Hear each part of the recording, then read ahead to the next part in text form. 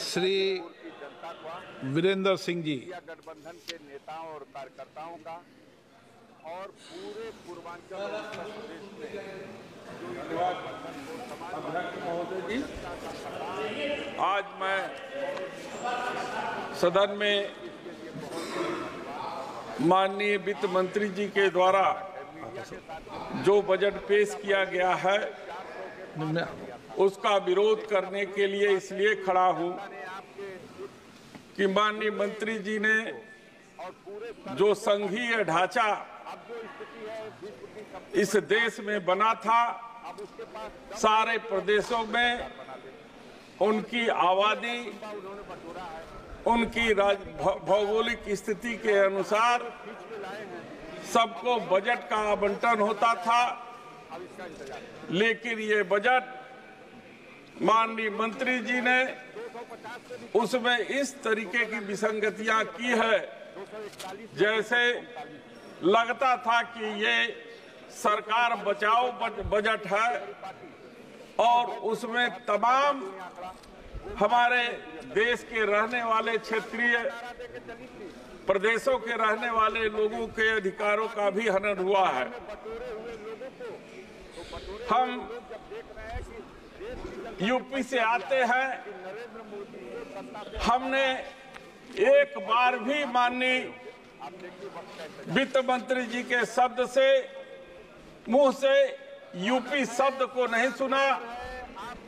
लगता है कि हमारे राष्ट्रीय अध्यक्ष जी के नेतृत्व में जिस तरीके से भारतीय जनता पार्टी को बहुमत पाने से रोका है, शायद उसी का खामियाजा हमारे उत्तर प्रदेश को भुगतने को मिल रहा है। वित्त मंत्री जी ने किसानों के बारे में अपनी बजट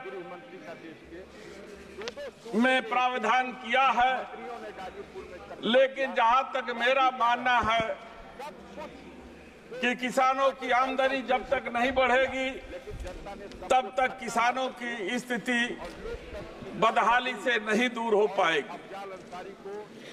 उसके दो तरीके हैं। पहला ये है जो खेती में होने वाली लागत है उसको कम किया जाए, और दूसरा ये है कि उसके उत्पादन को उचित मूल्य बाजार में मिले। खेती की लागत कैसे कम होगी? जब तक ये सरकार कृषि यंत्रों पर से जीएसटी नहीं हटाएगी,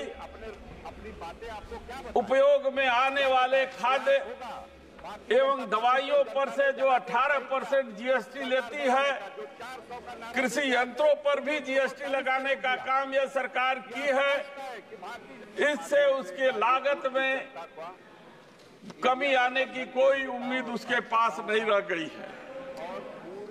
जहां तक किसानों को फसल बीमा का झुनझुना थमाया गया है, हम लोगों ने देखा है कि केवल उन संस्थाओं को लाभ पहुंचाने की नियत से इस देश के टैक्स का करोड़ों करोड़ रुपया उन कंपनियों को दिया जाता है, लेकिन जब किसान उसकी एवज में अपने फसल के बीमा का भुगतान के लिए जब उसके दरवाजे पर जाता है तो बीमा का सरलीकरण न होने के कारण तमाम वो कानून और पेचीदगियों में उसे फंसा देते हैं। और मुझे यह विश्वास है कि शायद जितना भारत सरकार उनको बीमा को करने के लिए उनको राशि देती है, उसका 5% भी वो किसानों को वापस नहीं करते हैं। मैं किसान का बेटा हूं, मैं जानता हूं कि जवानों की भर्ती पूरे देश में नहीं हो रही है। गरीब किसान, मजदूर, गांव में रहने वाले नौजवानों की यह इच्छा होती है कि वो सेना में भर्ती होकर के वो अन्य संस्थाओं में भर्ती होकर के वो अपने सपने का पूरा करे, और अपने देश की रक्षा में वो अपना जीवन कुर्बान भी करने को लिए तैयार होता है। लेकिन लगातार हमारे राष्ट्रीय अध्यक्ष और इंडिया गठबंधन के नेताओं के द्वारा जो अग्निवीर योजना का विरोध कर रहे थे, उस अग्निवीर योजना के बारे में उसको खत्म करेंगे या उनके जीवन को हम सुरक्षित रखेंगे, इस बारे में एक भी शब्द माननीय वित्त मंत्री जी ने अपने बजट के प्रावधान में नहीं बोला।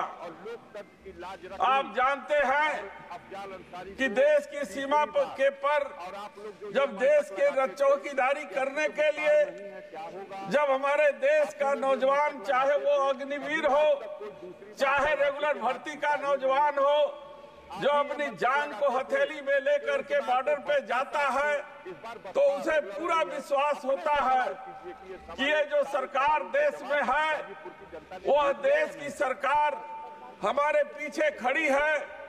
अगर मेरी जान को कुछ हो जाएगा तो निश्चित रूप से ये सरकार हमारे परिवार और घर और बाल बच्चों की रक्षा करेगी। लेकिन दुर्भाग्य है कि तमाम सत्ता में बैठे हुए लोगों को उनकी पीड़ा का एहसास नहीं है और अग्निवीर को टेम्परेरी भर्ती के रूप में लेते हैं, यहाँ तक कि उनको शहीद की दर्जा भी देने के लिए आनाकानी करते हैं।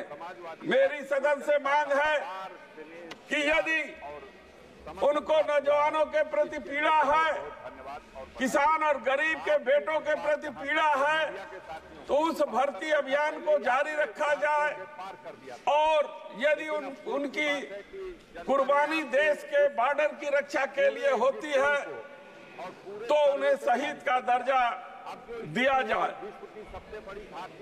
रेलवे में दो कैटेगरियां एक तरीके से हो गई हैं। एक ऐसी कैटेगरी है जिस कैटेगरी में पैसे वाले और धनवान लोग यात्रा करते हैं, उसे तो बहुत अच्छी तरीके से संवारने का प्रयास ये सरकार करती है, लेकिन गांव गरीब किसान के बच्चे और किसान जिस यात्री सवारी गाड़ी से यात्रा करता है, आप जाकर के देखेंगे कि उसकी बदहाल स्थिति कितनी बनी हुई है।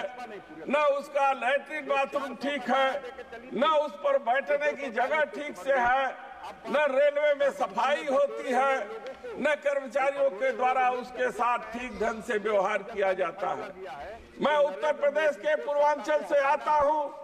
अभी पिछले दिनों मैं बम्बई में अपने साथियों से मिलने के लिए गया था। वहाँ की पूरी मांग थी।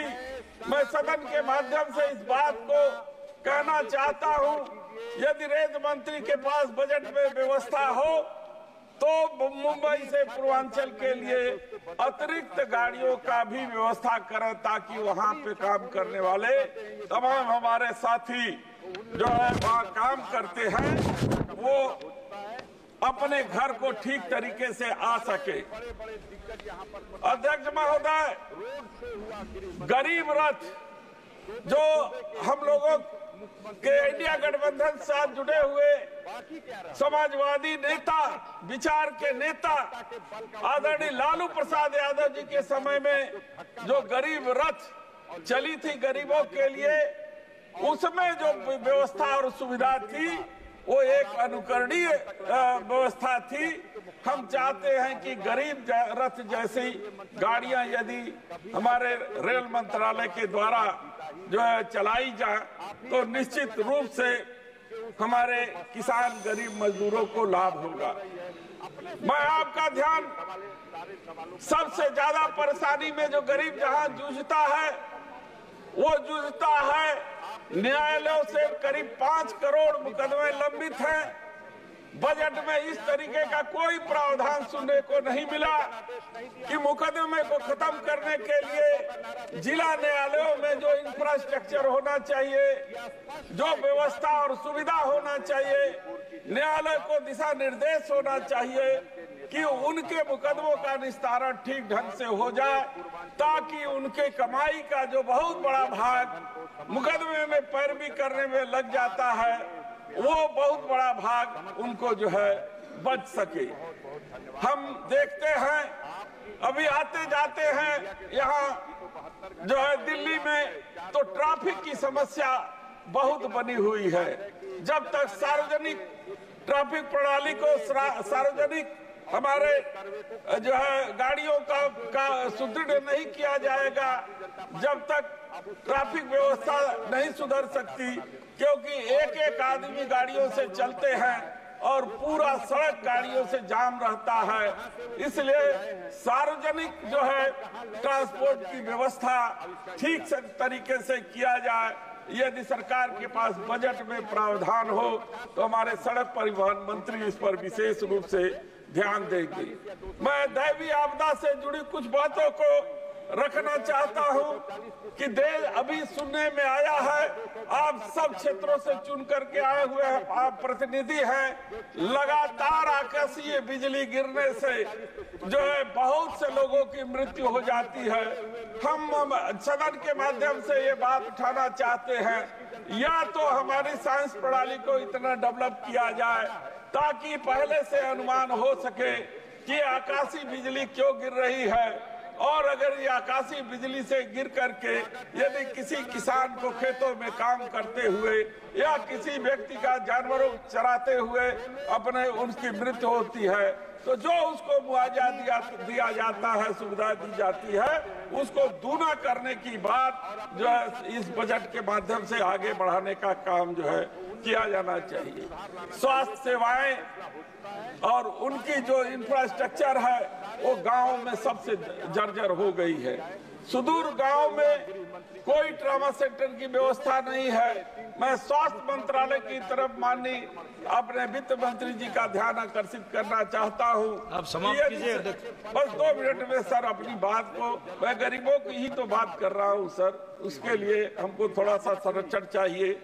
तो मैं चाहता हूं कि यदि सुदूर गांव में मुख्यालय से 70-80 किलोमीटर दूर कोई कस्बा या गांव हो तो ऐसी व्यवस्था किया जाए कि ट्रॉमा सेंटर वहां उपलब्ध हो, सारे सुविधाओं के साथ उपलब्ध हो। हमारे चंदौली जनपद में बहुत से ऐसे गांव हैं जहां से अगर कोई हार्ट अटैक का मरीज हो, एक्सीडेंट का मरीज हो, वहां से अगर मुख्यालय तक ट्रॉमा सेंटर अगर आए तो उसकी भगवान भरोसे उसकी जिंदगी बचती है, नहीं तो नहीं बचती है। कैंसर संस्थान बाबा सेंटर हमारे यहाँ माननीय प्रधानमंत्री जी ने बनवाया है, मैं उनके लिए इसके लिए जो है धन्यवाद भी देता हूँ। लेकिन मैं अफसोस के साथ कहना चाहता हूँ कि भाभा कैंसर इंस्टीट्यूट एक रेफरल सेंटर बन के रह गया है। वहाँ गरीबों को इलाज के लिए 6-6 महीने तक जो है वेटिंग का जो है सामना करना पड़ता है।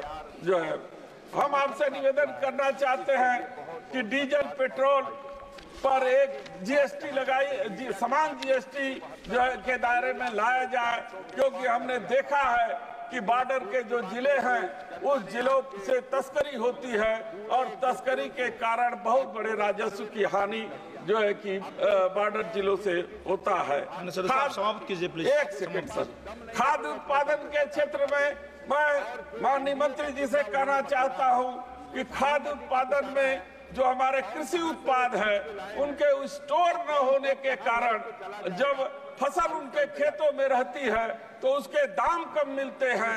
यह वही फसल जब बिचौलियों के जरिए जब अड़तियों के पास स्टोर में चली जाती है तो यही प्याज की कीमत जहां 2 रुपए किलो भी मिलना मुश्किल होता है, आज जो है 70-80 रुपए 100 रुपए में मिल रहा है। तो इस महंगाई को यदि सरकार कम करना चाहती है तो खाद्य पदार्थों के स्टोरेज की क्षमता को बढ़ाया जाए और ताकि उनको जो है लाभ भी मिल सके और किसानों को मिल भी सके। और एक निवेदन करना और चाहता हूँ कि बेरोजगार हमारे नौजवान हैं इसमें, और हम बड़े उद्योगों को संरक्षित करते हैं, उनको सारी सुविधाएं देते हैं। या मैं कंक्लूड कर रहा हूँ सर, मैं बड़े उद्योगों को आप जो है संरक्षित करते हैं।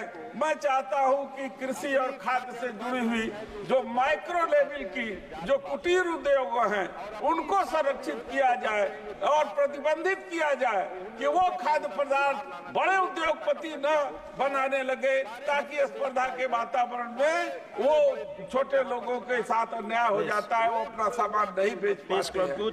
इसलिए मैं अपनी बात को समाप्त करते हुए पुनः इस बजट का पुरजोर विरोध करते हुए मैं अपनी बात को समाप्त करता हूँ।